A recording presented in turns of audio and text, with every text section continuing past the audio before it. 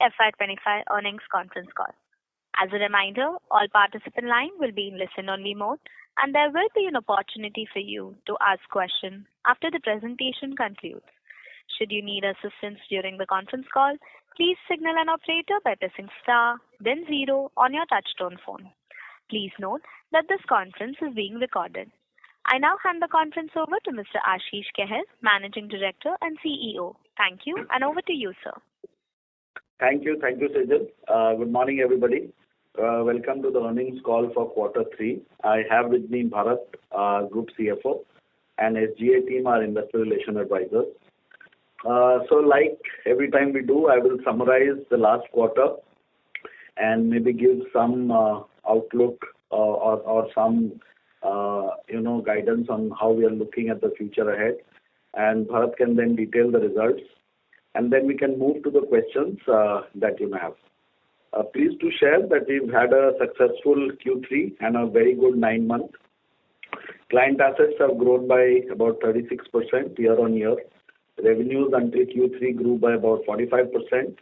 And profits for Q3 was about 252 crores, and for 9 months, 731, recording a growth of 76% year on year.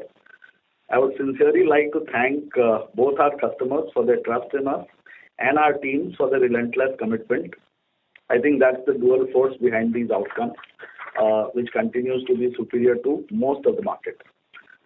On macros, I think it's a very interesting day to talk about it. Lot of uncertainties now coming about, but I think things will settle in maybe next 20-30 days. I'm fundamentally an optimist, so I believe that India's long-term structural story is fully intact. These bouts of volatility will give opportunities to people to participate in the market, and everything finally settles down and things come back to fundamentals. Short-term ups and downs are going to remain, but I don't see anything getting impacted in the long term. And I think in this kind of a setup is where the diversified business model, which we are blessed to have, comes into play, where you have multiple levers playing out, and if one thing sort of undergoes some moderation, the other picks up. And that we have seen play out for the last 3 years and more so in the recent quarters. We continue to remain bullish on our core wealth and asset management and all the ancillary services around it. I think if those two grow, which are destined to grow given where the Indian fundamental story is, businesses like asset services and capital markets will also thrive. Coming to the results and more so on our strategic priorities and what we've been focusing on. I think beginning of the year itself, we had highlighted that there are 3 or 4 key levers which we are going to drive for this year. The first being scale and growth across both our wealth businesses, asset management businesses, asset services, and happy to say that we've really played that out well. We've increased the capacity and geographic expansion in both our wealth businesses. We've also gone offshore, and in asset services we've added significant number of clients over the last year or so in order to make the business more granular. Second was capital efficiency. When we started out, we had clearly said that we want to be best-in-class ROE, and we continuously looked at opportunities to deliver this superior growth, but also improve the usage of capital. And deliberately, we calibrated our loan book because we wanted to make it undergo a change such that it becomes a reasonable ROE business. We've now reached that state.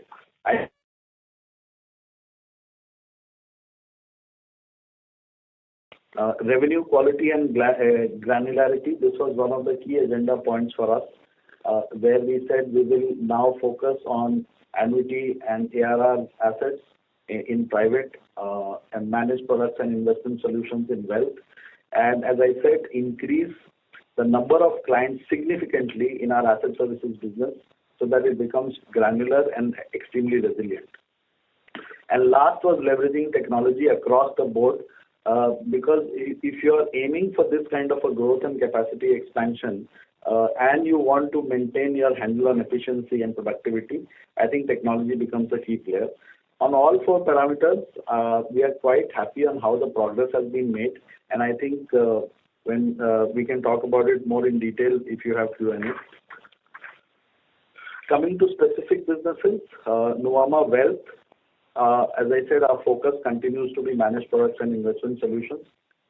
We've reasonably grown the flows there. The net new flows for the year, for 9 months, now is about 5,000 crore plus, which is more than what we did for the full year. It's grown by about 46% year on year if we compare the same period. Also, on an annualized basis, it's growing at about 35% on the opening base, which I think is reasonably robust. And within this, also the constituent of managed products is now increasing. It used to be around 45-50%. It's now nearing 65-70%.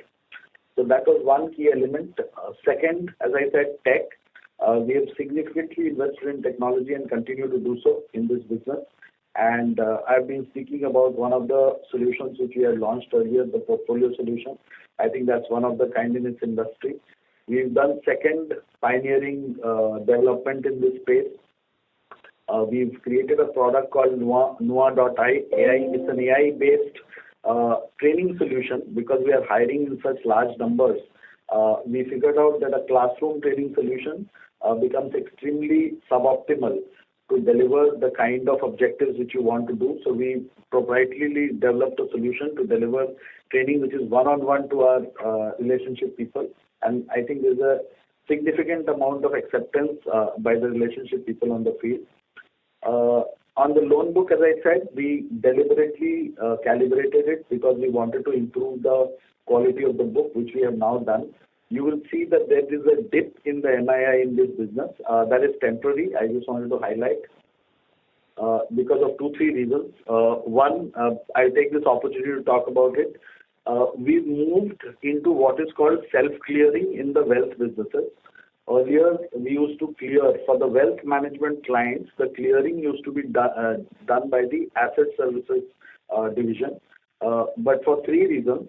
One, operating efficiency, because operations of one team and the other team had to coordinate. It led to a lot of suboptimal processes.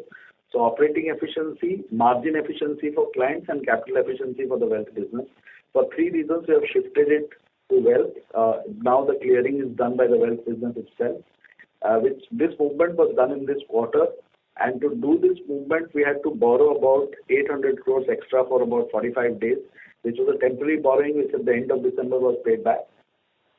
And the cost of that borrowing has had some impact on this NII. So if you see there's a 10 crore gap, out of this 4 crores comes from there. And given the volatility in the quarter, there was some 2-3 crores cost on the MLD hedging side. I think these are the 2 large things. And of course, the average loan book itself was down by 100 crores. So I think out of the 2-3 factors, 2 are temporary, and we will see the margins come back in Q4 for this part of the business. On Nuvama Private, again, focus remains the annuity products, the ARR sales. And if you look at the numbers, it's about 8,000 crores again for 9 months, which is exceeding what we did for the last full year. This growth is about 88% year on year, and again on the opening base about 35% annualized. So robust capacity expansion here also goes on, though we prefer to not be mindless in adding RMs because of the price point. And I think the volatility in the market now will be of some help because people will understand that at every price point it doesn't make sense because it takes enormously long for the relationship person to break even and puts a lot of pressure on the individual himself and also on the system. But we've added now for the last 1 year, we've added about 11% in terms of capacity. We've now are fully functional on the offshore side. Our first location, DIFC, is live. Business has started, revenues have started coming in, clients have started joining in. So I think that's a reasonable progress. Maybe in another 6-9 months, we'll break even there. Self-clearing, I've already spoken. On asset management, again, net flows remain strong. We had about 1,200 crores of net flows in this quarter. We did our first close of our commercial real estate fund at about 1,700 crores. Once we make 1 or 2 deployments, we will start raising funds again. We target to achieve about 3,000 crores in that fund. On the private equity fund, we returned some money. We did some sales of Ola Electric, and also we distributed capital back, which is why there's a reduction of about 200 crores in the AUM there. But we have launched our fourth series of the private equity fund, which should do the first close in about 2 quarters. So again, fee-paying AUM will get added back. Public markets, we've grown 3x in the last 12 months, from I think 1,600 crores to about 5,000 crores. Some of our funds have become largest in the category in their segments and are always in the top 2-3 in terms of performance. We now have products across the risk spectrum, starting from a capital protected product, an absolute return product, long short, flexi cap, mid and small cap. So across the risk spectrum, and we've also added GIFT as a location for getting offshore money, and we are expanding on the external distribution side. About 20-25% of the funds that we raise in our public markets come from external distributors. We are adding more external distribution and hope to see that expand further. You would have seen one of the announcements made that we are making an application for a mutual fund license from SEBI. This is for the special investment fund. This is a new category which has been rolled out by SEBI, which is the SIS, which is a 10 lakh minimum ticket size. And that will allow some of our strategies which we now deploy on the AIF side, like long short and absolute return. As of now, SEBI's intention is to allow these strategies on SIF.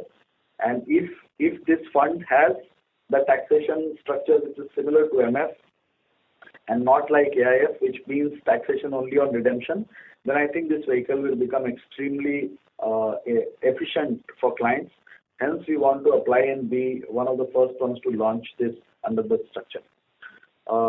Coming to asset services, this is feedback from most of you. We've now segregated asset services from core capital markets.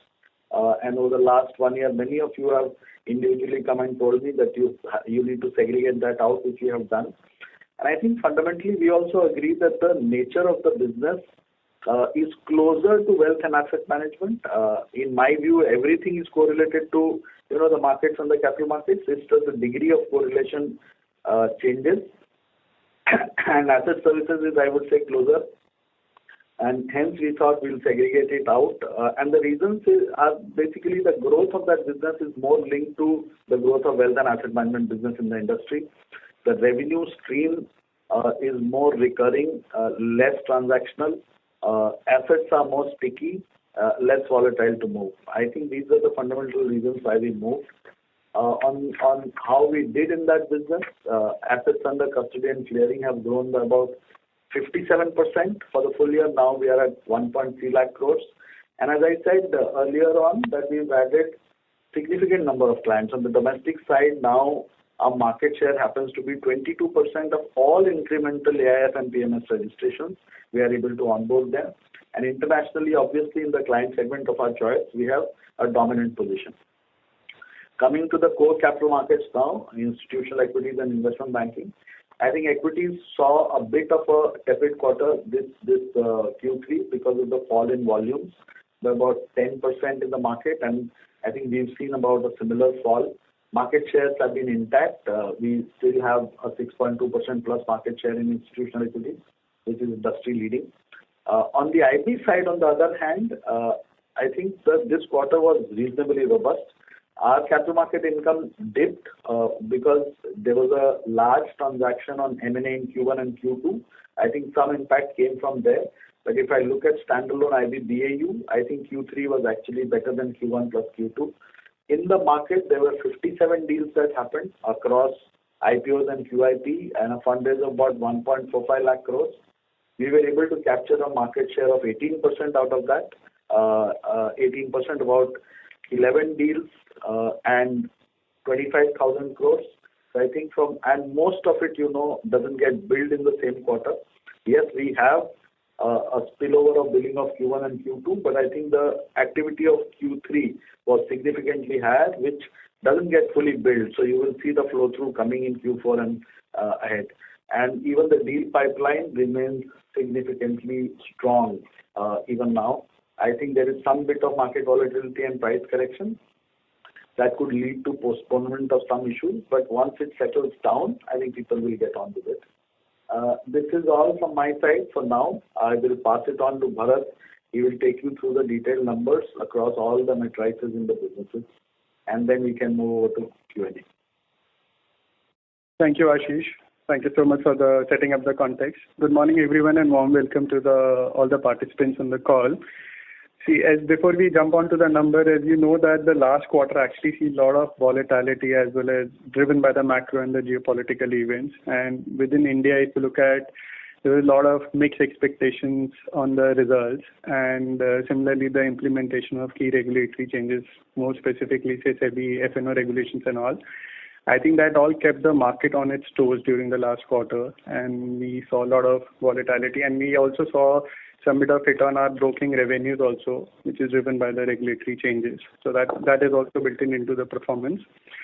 Overall, if you look at the company level performance, I think happy to share that all our businesses during the quarter has delivered a continuous performance quarter on quarter, whether it was a net new flows for wealth business, private business or asset management, whether it was launching new strategies in our asset management business, adding new clients on the asset services side, market share on the IBI side. I think all in all, these were the business numbers, but even if you look at the qualitative parameters in terms of actually getting more people on the RM capacity increase, investing actually into our enterprise tech stack, all those things were also in place. I think from a quarter perspective as a management, we believe that this has been a good quarter for us. Overall, number-wise, as Ashish also covered in the beginning, the client asset has actually grown by 36% year on year, and we are now at around 4.5 lakh crore, which is a very respectable number. Revenue continued to grow strong at 30% for the quarter at 723 crores, and this, as I mentioned, was done by all the businesses, so it was not just one business which was pulling up the numbers. Total cost is at 390 crore or so, which is a 19% growth, but that's mainly driven by the people which we have added. In the last 12 months or so, we have added around 270 plus RMs. So I think that cost is coming in, but that's a good cost to invest. However, I would want to highlight that our OPEX on a quarter-on-quarter basis has always been like flat. We are at whatever 90-95 crore a quarter OPEX. But we are looking at investing into our enterprise tech upgrade. So we may see in the coming quarters that there is some increase in the OPEX. But I think that's like investing in tech is never a wrong idea, I would say. So to that extent, it's fine. Overall cost to income ratio continued to improve. We are at 54% compared to 59% last year. And the PAT has actually grown by 43% for the quarter and 76% for the full year at 731 crore. Last year, full year, our profit was around 597 crore, and we are now seeing in the first 9 months, we are at 731 crore. Ashish did touch upon the capital utilization. Our ROE for the quarter is 32%, and happy to share that for 9 months also, it is at 32%. So it's not about just in a quarter we saw some ROE uplift. It has been consistent at 32% for the 9 months. Moving to specifically to the businesses, again, wealth, our focus area within that our wealth segment, the AM has crossed 1 lakh crore rupees with a growth of 38%. NPIs, which is our key focus area, has actually grown by 34%, and the assets under management is now around 29,000 crore or so. Good sustained net flows. We are at 5,800 crore for the 9 months. We did almost same number for last full year. So we did 5,800 now and 5,785 something like for the full year. FY24. And again, the NPS contribution has actually gone up to 90% in the first 9 months of the financial year. So that's a good sign. Capacity, we are at around 1,237 odd RM. There's one more number which I would like to specifically highlight for wealth. So the Q3 revenue has actually grown by 24%, and 9 months has also grown by 24%. So it's like a very consistent performance if you look at quarter or you look at the 9 months. A 24% consistent growth is a very reassuring number. Cost to income ratio at 67%, same as last year, despite of adding a lot of new capacity. If we remove that capacity cost as well as their revenue, actually the cost to income ratio would have improved by 300 basis points or so. So I think it's all, I would say, a good investment in the right direction. Operating PBT has actually grown by 19%. So I think wealth ticked all parameters in terms of revenue growth, in terms of capacity addition, tech also, as Ashish covered, as well as on the PBT growth. Nuvama Private crossed 2.1 lakh crore and grew by 24% in terms of the client assets. ARR asset continues to grow much faster at almost 38-39%. The ARR net flows is actually 8,000 crore for the first 9 months, which is significantly higher than what we did the full year last year. Again, we continue to add number of families. We added around 20% families when it is compared to year-on-year, or 150 odd families in the quarter. So I think that's a good sign of adding new families or the new clients in the private segment. That's working well. Q3 revenue was around 153 crore. So now, if you look at wealth has touched almost like a 70 crore per month run rate, and private has touched a run rate of 50 crore. So I think that has come to a level where it is it's reasonably like assuring, saying that a 70 or a 56. Last quarter 25-75, and internationally there always is concentration, but the good point is that the top 5, 7, 10 clients. See, it's not a business where you have thousands of clients, right? There are only limited set of clients, let's say 100, 200 internationally. And the top 10 keeps changing. So that is the good part which we always want to see, that you are not necessarily dependent on just one or two. It keeps changing depending on how they are deploying their strategies, how they are bringing in capital into the country. So that's where we are in terms of asset services. Just one question there on the net flows on the private side. There is some...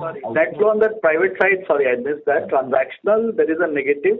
There is one transactional client which basically moved out, but hardly any impact on revenue. But on the ARR side, if you see, the flows are consistent. And this was a one-off transactional outflow which happened for one client, because I think they are relocating and they're taking everything to the Middle East. Okay, got that. Thank you so much. All the best. Thank you. The next question is from the line of Lalit Deo from Equirus Securities. Please go ahead. Yeah, hi, sir. Congratulations on a good set of numbers. Firstly, so in the clearing business, we saw some yield pickup in this quarter. Now, that would be majorly on account of that movement of self-clearing. But I wanted to understand more on that, kind of like how that yields have increased. Secondly, sir, like you mentioned that we are building up presence in our Dubai and Singapore. So just wanted to know like how many RMs over there we have recruited, and what is the growth plan for the next 2 to 3 years. Okay, so self-clearing, basically, as I said earlier, the clearing of wealth business used to happen through our asset services division. Now we have moved, so those assets which were sitting have been transferred back to wealth. So you will see that assets under clearing, there is a dip, right? So about 10,000 crore assets moved. Now the earning which the asset services division used to make on these clients was lower than what they do from their other clients, because these were largely wealth clients and only minor clearing services and all were there. Hence, on the remaining book, the yield has gone up. It's just mathematical. It's not that there's something different that has happened there. And on our offshore plans, DIFC, as I said, is now fully live, functional, business happening every month, revenue coming in. At an RM cost level, we've broken even. Of course, infrastructure cost and all, another 5-6 months, we should now break even. And then we have about 3 RMs there. We may go to 5-6 over the next 12 months, depending on how it shapes up. Singapore, we are just in the process of thinking through on how we want to do. I think we'll first want to focus Dubai and take it to the next level, and then maybe add Singapore, because the competitive intensity in Singapore is significantly higher, and the cost of people and the time taken to break even is longer. So we may want to prioritize Dubai more than Singapore at this point in time. Sure. So just two things. So like as you said that there has been some yield pickup. So like going ahead, should we see that yields in the clearing business to be in that range of in excess of 150 basis points, or should revert back to 130, 140 basis points of yield? No, it should remain at this level. It will not revert back unless there is a structural change in the interest rates and all, which takes about 12 to 18 months to take impact. Sure, sir. And so just one question on the transactional income in this particular quarter. So like we have seen some good pickup over there in the Nuvama private business. So like what led to that? So largely, two, three things. I think there is, given that there was volatility in the secondary markets, I think activity in the unlisted space picked up. We've not done credit downselling still. I mean, I think that is also one thing which is happening in the market in a big way. Direct transactions in the markets are increasing as a trend is what we are seeing, and I think we just participated in a few transactions, and that led to that income. It should become par for course, in my view, in the wealth management space, because more and more clients, in addition to putting money in funds, also want to do direct deals and direct transaction, and unlisted as a space over the last 3-4 years has grown significantly. Yes, sir. Thank you. Thank you, sir. Thank you. The next question is from the line of Abhijit Sakhare from Kotak Securities. Please go ahead. Yeah, hi, good morning. My first question is just to get some clarity on the asset class mix for both wealth and private divisions, especially pertaining to the ARR assets between how much would be equity, listed, unlisted, and rest of it. So ARR assets in private largely for us is not equity. We've just over the last 8, 9 months, 12 months started doing more PMS and AIF. So our impact therefore on the positive and the negative MTM is lower than rest of the street. It's more non-correlated asset classes, so it includes real estate funds, private equity funds, infrastructure funds, credit funds, and now listed equity funds also getting added there. So that's how the split is. In terms of wealth, I think it will be more 50-50. So 40-50% would be listed equities and balance would be non-correlated asset class. Got it. Thank you so much. And secondly, a bit of a qualitative question. So we operate across the spectrum, right? Asset management, wealth, and capital markets. So is there a way to quantify, what would be, let's say, synergy benefits, or what would be the likely sort of franchise value in terms of having everything within the firm, and how much extra revenue does it create for the overall firm? Interesting question at this time. So I think over a period of time, the value gets derived. The way we look at it, it's like a flywheel. The customer can enter in any part of the business. So, for example, and I'll give you a theoretical construct and then tell you practically where we are and what we have achieved. So customer could enter into a fund of asset management and could be a pre-IPO fund or a private equity fund. Technically, you have a shot to becoming an investment bank for the IPO, and at the time of monetization, you can get access to the wealth for the promoter. And then if you have a HNI and an affluent division, you can also extend the services to the senior management of that company. So that's just one construct. There are many such use cases like asset services and wealth, investment banking and wealth. I think around 10 to 15% of the revenue is what we think one can add by bringing out these synergies across the board, and that's a straight through pass to the PBT.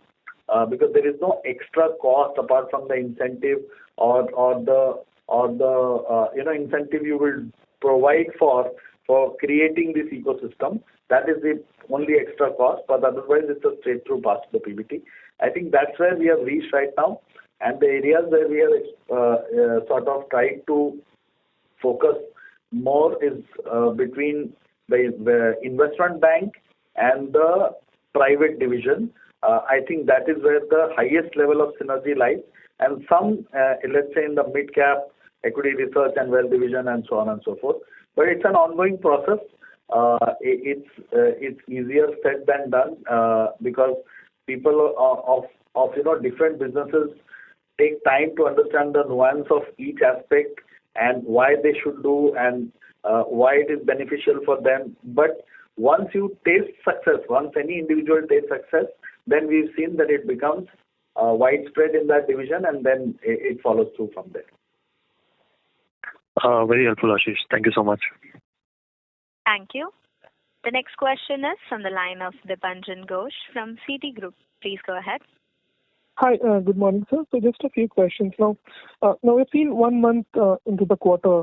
In terms of activity levels on the wealth side, both on incremental flows on the ARR side or on the transactional pipeline, how you see Jan kind of play out, if you can give some color on that. Second would be on the transactional income that you're booking in your both Nuvama Private and maybe a little bit of in the Nuvama Wealth segment also. In terms of quality of the underlying structures, products that you're really downselling, if you can kind of break it up or maybe give some color so that we can, get some understanding of how this should be on a more of steady state run rate basis. And lastly, if the markets were to remain sluggish for, let's say, a prolonged period, what sort of expense levers would you really have to kind of manage your margins, or do you expect the margins to sustain at current levels? So the first one, I don't know whether we are allowed to answer, but I'll still do that. We are not seeing any significant negative impact either in the transactional flows or ARR, both the wealth businesses, at least in the month of Jan. I think where we are seeing impact is, of course, broking volumes, which has come off, but I think Jan again is coming back in that sense. But in terms of the other areas of business, right now at least we have not seen any negative impact flow through. In terms of transactional income, let's look at wealth first. So basically there are 3-4 categories which fall into transactional income. One, or there we don't call ARR transactions, but I'm saying unlisted, fixed income, MLDs. Largely it will be these three, and it will be dominated by fixed income. I think more than 80-90% would be fixed income, and between unlisted and fixed income and MLDs also to some extent. I'm saying not unlisted is sporadic in that business. It's not like a BAU, but fixed income is BAU, like every month. And fixed income for that client segment is a significant part of their asset allocation. And as we all know, that mutual fund fixed income does not attract flows from individual clients. The large part of mutual fund fixed income, 85-90%, still comes from corporates and institutions. So the fixed income allocation of individuals sits in bank deposits. That remains as a large opportunity, and we tap it through direct fixed income. So it's fairly steady and consistent in that sense. When we come to the Nuvama Private, it's a combination. Again, fixed income is a big component there, followed by, I would say, a bit of MLD, followed by a bit of, direct deals. Direct deals more in the unlisted space, very little maybe in the credit space. If you find a transaction in some fund which has an overflow and passes our diligence, then we may offer it to our clients. So largely this, but between these 4 opportunities keep coming and we keep repeating that. In terms of sluggishness, I think if there's a sustained and prolonged sluggishness, there are discretionary expenses which we have, like, there are conferences, there are events, there are marketing events. I think in general the travel costs come down, variable expenses, variable employee expenses. So those would be like, at least 20-30% of the cost. And today if I look at our variable costs and fixed costs, our variable cost is actually at the same level as fixed employee cost, given how we are performing as a business on the overall level. If you are saying that, everything becomes sluggish and prolonged, that level of course comes down. So there is a 20-30% play that is available. And when I analyze our cost income today, let's say we are sitting at 54%. At this Deepanjan, now I'm taking a 3-year view. Now, we are clear that in 3 years, wealth will move from 65 to 60. Asset management, which is now at 127%, will at least break even or become like 80-90. Asset services at the same level. I'm saying even if capital markets deteriorates by 20% from here, given how our business is proportioned, our cost income will remain at 54. Got it. Thank you, sir, for the explanation. Just one follow-up, if I may. In terms of the RMs that you have added or the productivity, pickup that should play out over near to medium term. So obviously on a low base, you're currently operating at a close to opening AUM, which is significantly strong, like north of 30%, as you mentioned. How do you see that really changing as the business scales up and also the productivity levels pick up? I mean, how these two things really work in parallel? I think I don't think this to slow down significantly unless we meaningfully reduce capacity addition, because right now if you see in both the businesses, the productivity of new people has just started to play out. It's not even play out. Like in the wealth business, if I look at our RM cohort, more than 40-45% is less than 1 year, right? About 45% of people less than 1 year are doing, let's say, around 1x or less than 1x. When they move, I'm saying there will be attrition. So even if 50% of that moves to more than 3-year bucket, that's like a 4x jump. So in both the businesses, that is yet to play out, which is why we keep saying that there will be a cost income advantage when this capacity starts adding over the next 3 to 4 years.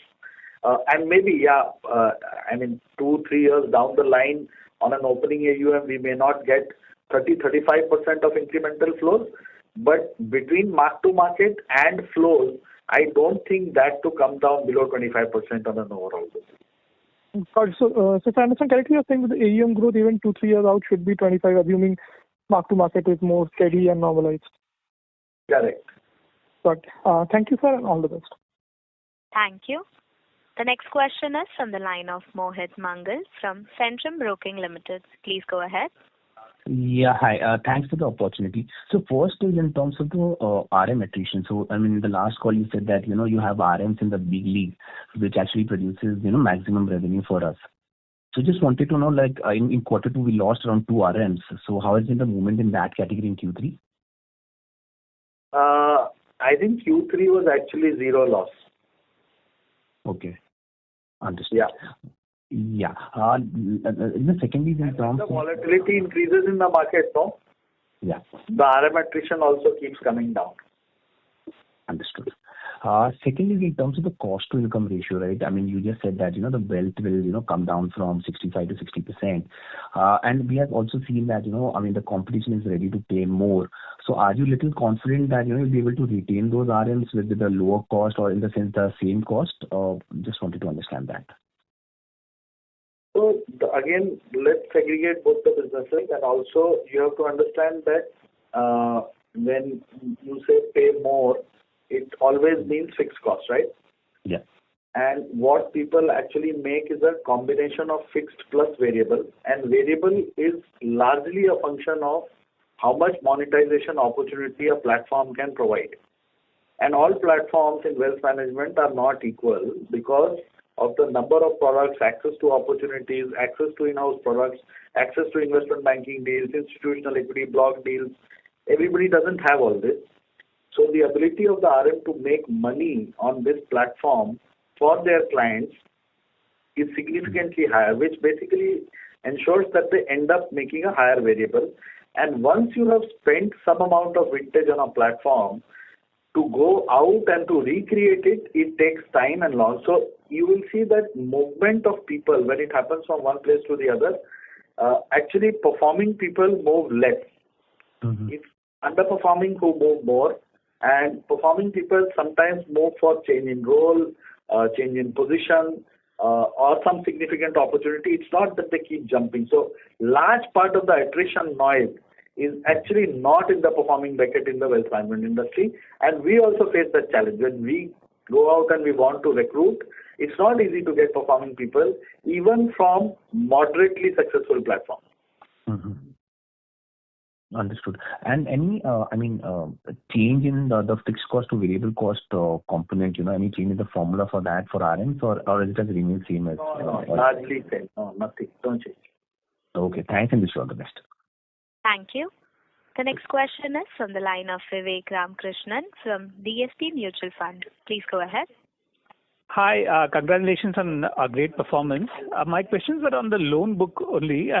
You had said it was calibrated, but actually if I see the loan book has been relatively stable given the market conditions.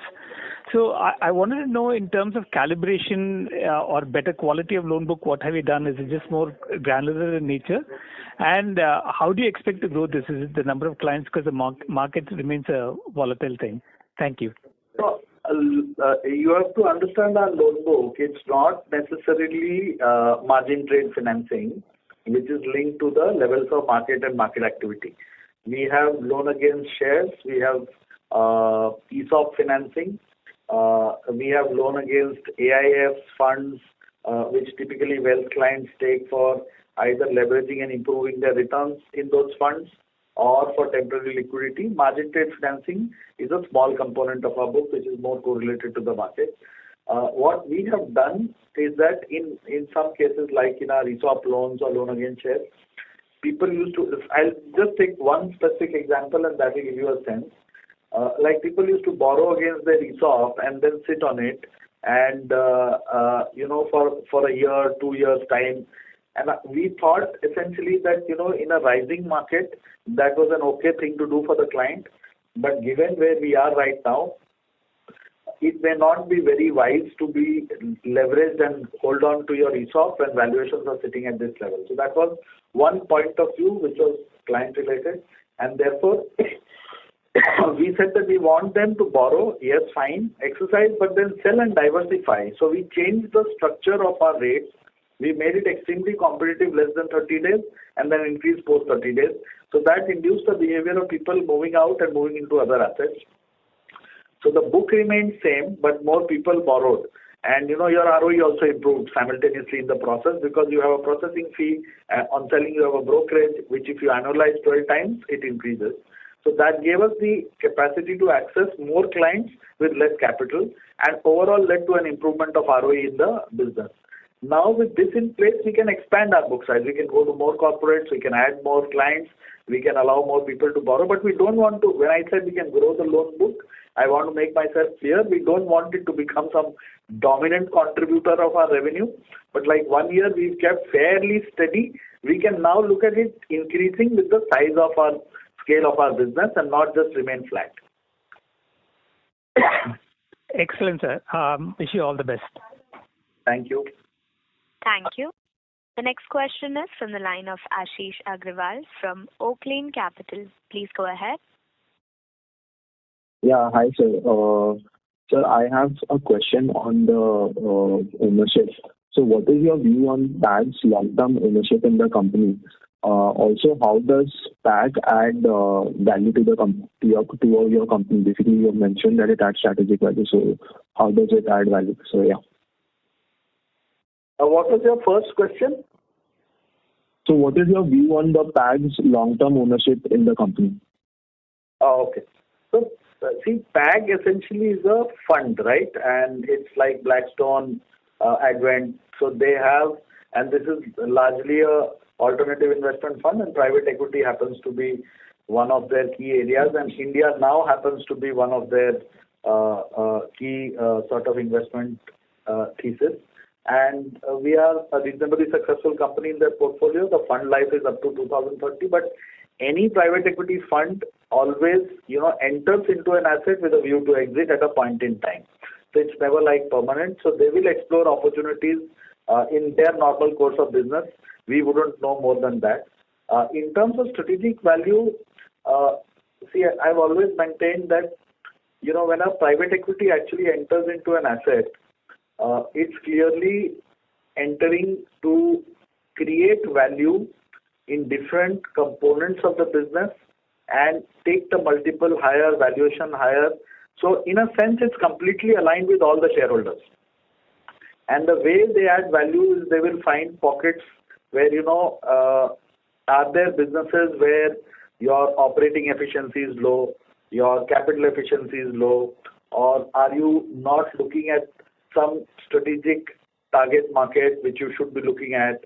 How do you bring synergies between various components? So it's more strategic and a business owner kind of a mindset. They have extreme amount of learnings because they've invested, and I would say any large private equity invests in so many businesses across so many markets that they're able to see the mistakes which typically managements make who are in their business, and they're able to point it out and help you clear that and help you grow faster than the others. I think that's one. And also the focus on governance and relationship with stakeholders like lenders, rating agencies and all. I think those are the things which bring an immense amount of help in having a large bulge bracket private equity as your promoter. Okay. Thank you, sir. Just one more question is that in what is the time frame that you look to break even the asset management business? As I said, if we don't load in our company, we load allocated cost equally to all businesses. If we remove that, they are breaking even now. But with that allocated cost loading, I think by the time we cross about 20,000 crores, so maybe another 12 to 15 months. Okay. Thank you, sir. That was helpful. Yeah. Thank you. The next question is from the line of Sanket Goda from Avendus Spark. Please go ahead. Yeah, thank you for the opportunity. Sir, we see that you added almost 600 families in 9 months in ultra HNI space. And if I do 9 months net flows figure, it is 7,300 odd crores. So just wanted to understand this 7,300 crores is largely driven by mining the old 3,600 families, or the 600 actually have added much to the numbers or not? And if they have not, then how do you expect it to play out in subsequent quarters or years in that sense? And I think it's a similar trend I see in the wealth business, that the families additions are there. Just wanted to understand the waterfall, whether it is more driven by families addition or client addition, or is it mining of the existing customer? If you can give a waterfall in that thing, it will be helpful to understand how it works. So typically, Sanket, it's a combination of both. And in the wealth business, for example, we've added about 15,000 families in the quarter and maybe 75,000 in the year. But out of that, only 10, 15, 20% will be relevant. And the contribution into net new money, 30, 40%, 50% will come from, let's say, the new families, and balance comes from the old. And even from new, actually, we'll also share this data. I think going forward, we'll look at how we can share. The new family, typically when they come in anywhere, whether it is wealth or private, it doesn't happen that you get 100% of their investable flows in one go. In some cases, it may be a possibility, but more often than not, it starts with a product and then it keeps adding. So it is not fair to assume that, if you add 600, their entire investable surplus will come to you. I would say maybe 20% would come now, and then it keeps adding over the following years. So depending on year to year, the mix will keep changing. I think 30-40% is safe to assume would come from new clients and balance from mining of old clients. Got it. Perfect. And second question, sir, is to understand, both in wealth and private, how much of our revenue concentration or AUM concentration is linked to MLDs, and if there is any specific, basically just wanted to understand MLDs concentration into the entire revenue pie of ours. If you can give that breakup in both. Less than 1%. Hardly anything. Our MLD sales total would not be more than 50-60 crores a month. Because we don't actively encourage MLDs on our own book, we are actually bringing that book down because we don't want to have the hedging risk. And second, we don't pay significantly on that as a commission because we want to keep the cost of borrowing down. So not more than 50-60 crores, and even if you take 2-3%, hardly 1-2% of our revenue would come from MLD. When you say 1%, it is MLD of your own industry or before the tax change? Sanket, before the tax change, it used to be reasonable, but our own MLDs, it's not a significant revenue provider to us. Got it. And so the reason I asked this question is that in one of the questions you said that in MPIS net flows, 65-70% is AIF, PMS and mutual fund, and rest 30-35 is insurance, fixed income and MLD. So is it fair to assume it is formal? MLD would be, let's say, of other issuers who still are issuing some, but that also will not be big. Like in our fixed income, more than 90-95%, so we include MLD in fixed income only, more than 90-95% is vanilla fixed income. Okay. Yeah. Okay. Not MLD now, I think across the market, except maybe one player, everybody else, MLD has come down significantly. Only two players, I think. One, we all know, and the second one is an unlisted wealth management player. Otherwise, across the board, MLD has come down significantly post the tax change. Perfect. Yeah, that's it from my side. Thank you. Thank you. The next question is from the line of Nishant Shah from Millennium Capital. Please go ahead. Hi. Thanks for this